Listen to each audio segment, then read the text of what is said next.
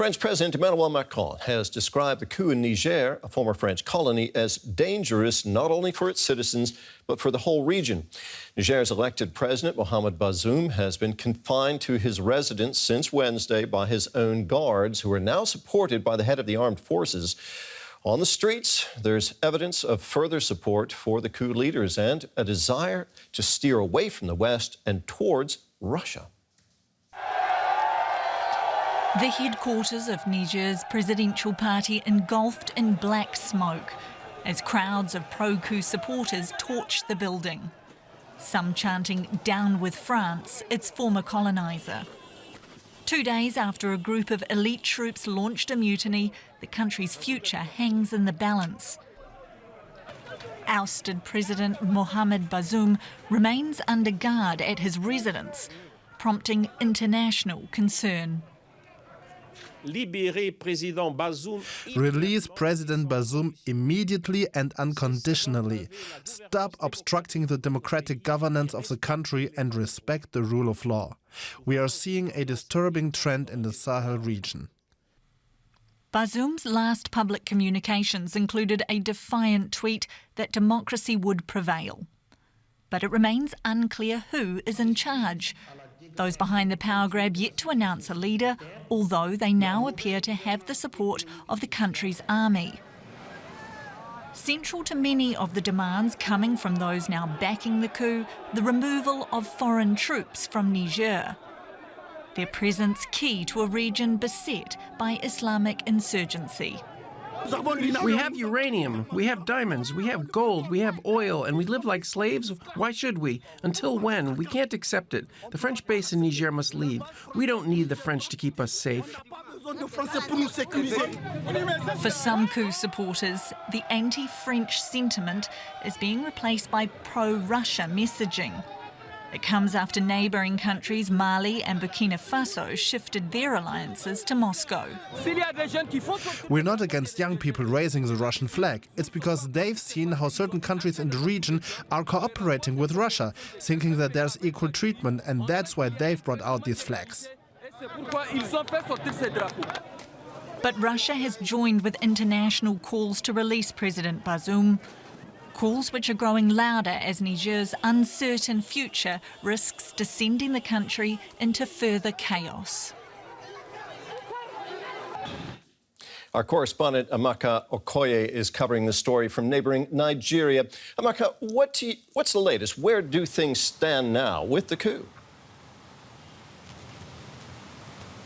I mean, Terry, this is one of the most confusing moments we have seen in the, histories of coups, especially with the diverse opinions and voices that we are hearing from the people, those who are in support and those who, of course, are not in support. And, of course, those, international bodies are calling for the condemnation of this act and asking that, the president, the now deposed president, be reinstated. It's really, really confusing. I think one of the things that we are seeing is that this coup is also pointing out to deeper issues. How much of support indeed has got the deposed president got? Where are the people? Who are they for? And who are those in charge? Clearly, it's hard to say who are those in charge because even the military, those who have taken over, who ousted the deposed president, have not said really that they are in charge or these are the strategies like we have seen in previous coup. They state out that this is what we want to do, this is for how long we want to hold on to power, and this is what we aim to achieve. Terry, we've not seen that, and it is so fast how the events are really unfolding in Niger as we speak. So it's hard to get a clear picture of what's really going on there right now. As far as you can tell, how much support for the coup itself is there among the people of Niger? I mean, one of the things that is quite peculiar with this coup is the fact that we have seen for once divergent opinions. So there are people who first of all came out and said, look, we are for democracy. Niger is a democratic nation, so we voted this leader and this is the person we want. And that was the first day. And then just in 48 hours, we are seeing massive, protesters, people going to the National Assembly and saying, listen, we want the military. We don't even want the French. We are in support of this coup. So the voices really are different. There are different opinions. And again, what this is speaking to is how the country is now going to remain destabilized, especially if there is no harmonization in the opinion, if the people are not saying, well, we want coup, or no, we don't want coup, or we want democracy. It is most difficult moment for Niger, even for the people, and if you take it wider for the continent, because as long as there is this instability, it also flows, across the continent, across West Africa particularly, because of the position of Niger when it comes to being key allies and also in terms of security across West African region, Terry. Amaka, thank you for now. That was our correspondent, Amaka Okoye, in Lagos. Well, let's bring in Abiol Lual Deng here. She's an international development consultant and East Africa regional analyst. Thanks for being with us. Abiol, what's your take on the coup? Does it look final to you? Okay, well, I think it's mixed. The words being used around this are being measured very carefully. I think for now it's definitely a coup d'état. The president is being held, although it seems that those who have the presidential guard and also those who have taken him have been under great pains to reinstate that they don't want to harm him nor his family. Although some of the language around this coup, I think one of the things that's most interesting about it is that it seems like there's a lot of bargaining going on, perhaps at levels that are not obvious to the public, just in terms of how the communications come out and how there isn't so much communication around stuff. The fact that a leader has not been named. This, for me, I feel like there's a little bit of implication that they definitely took advantage of this Russia-Africa meeting. And I also just personally feel, looking at things, that there must have been quite a bit of organization from some perhaps Niger diaspora and other factors abroad. Abiol, let me ask you, is it clear who is actually in charge of the country at this point? No, I think it's not. Yeah, I mean, I've talked to people on the ground and they themselves are bewildered, baffled by how fast the situation has occurred. They know it's serious, but they don't really know what's going on. They know that there's a bit of chaos, but everyone says, we know this is serious. We just really don't understand what's going on. This is something that has also been a bit interesting, as your reporter mentioned about this coup, the fact that it wasn't predicted. Often when we see countries that are fragile, there is a feeling that things are getting more and more unstable. And yet this seems to have been an event that's taken quite a lot of people by surprise. You mentioned that this is happening around the time, at the same time that there's that summit, that Russia-Africa summit taking place in St. Petersburg. What do you make of the timing of this summit, and how does it connect to the coup? I think that the timing it's not a coincidence. When you plan to overthrow the government of a country, particularly a president who was the first democratically elected and then having arrived in a democratic transition, which clearly there's a lot of praise throughout Africa for that, and there's obviously a lot of opposition to this coup d'état by ECOWAS, by the international community and the AU. So I think the fact that it coincided with that is a sign of clearly of an attempt to align, at least for the people behind the coup, to align with the logic that we see in countries like Mali and Burkina Faso. I think there certainly are some aspirations in some of these countries to enter into perhaps BRICS one day. And I think that's the feeling. And unfortunately, it really does come from the fact that resources have not been shared equally. There's a lot of disparity among communities due to different reasons, but also, the environmental situation, the security situation isn't great in that country. And so I think for people, they're just desperate, and the situation with France has not always been the most positive for the region. Yeah, and so I think that the idea is like, let's try something new. Okay. And there's certainly, yeah. Abiol, thank you very much for now. That was East Africa regional analyst Abiol Lual Deng. And we are joined now by German Member of Parliament Christoph Schmid with the Social Democrat Party, who reports on the European Union military partnership mission in Niger. Thank you so much for joining us here on DW News. How do you assess the current situation in the country in Niger?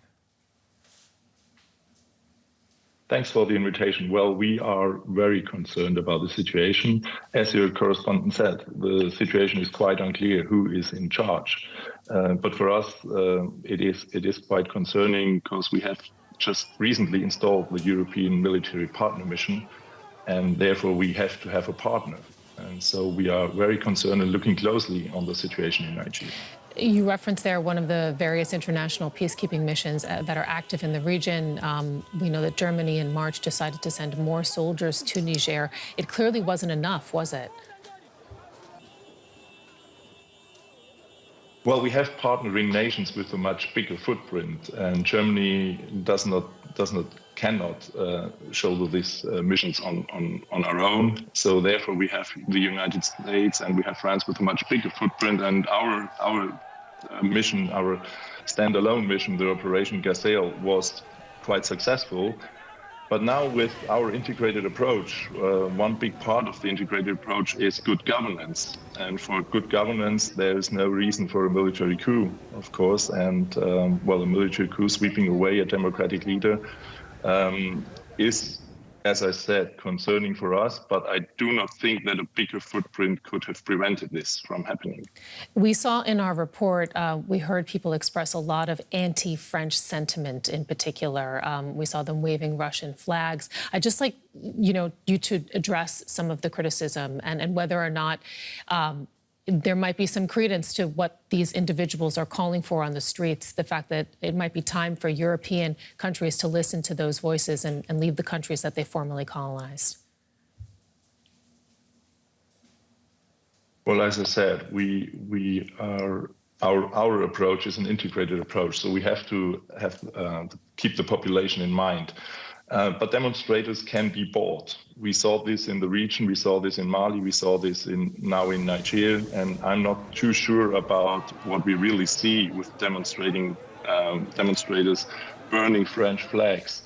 Are they really aware of the European footprint with development? Are they really aware what they get from Russia? Because they do not get a partnership from Russia.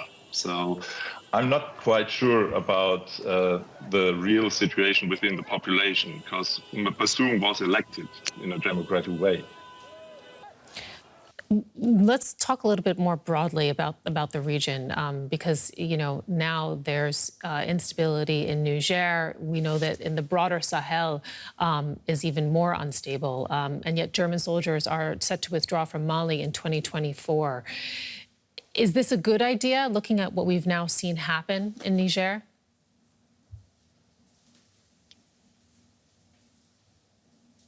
Well, we have to keep in mind that we need a partner. For working together with the local governments, we need partner governments who really want to work with us. And the government in Mali did not want to work with the United Nations anymore. The government in Niger invited the European Union for this partnering mission and invited the partners to work with them. And we do not know what the leaders now or who is leading now the country. Yes, we have to keep in mind that the Sahel region is very important for Europe. But I do not think that a bigger footprint with much more soldiers can prevent things from happening, because the footprint cannot be big enough for keeping stability with outside soldiers. We have to train the local armed forces for their mission to keep their country, to prevent terrorists in their country from gaining ground. Christoph Schmid, thank you so much for joining us. As you mentioned, you report on the European Union trading mission in Niger, a member of the German Social Democrats, a member of Parliament. Thank you so much. Thanks.